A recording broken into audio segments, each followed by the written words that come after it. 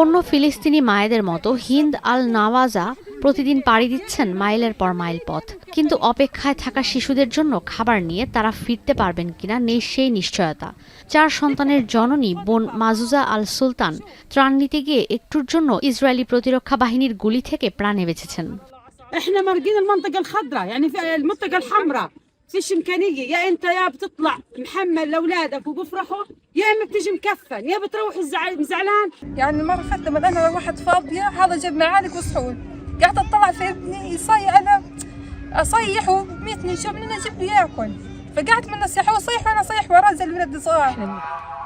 এদিকে গাজা শহরের আল শিফা হাসপাতালের অবস্থাও করুণ।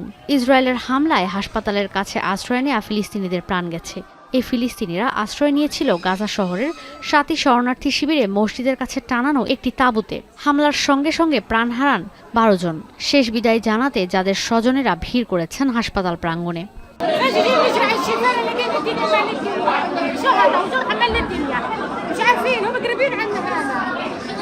اخوي لسه مش مبينين الثاني واختي الثاني مش مبينين عمرها 14 سنه ملهاش ذنب اللي زيها ايش عملت لليهود اللي يقتلوها حسبي الله وانت نعم الوكيل بس الحمد لله انه كل من مات من عيلتي شيء। এমন অবস্থায় বৃহস্পতিবারও গাজায় ত্রাণ নিতে এসে প্রায় 100 ফিলিস্তিনি প্রাণ হারিয়েছেন।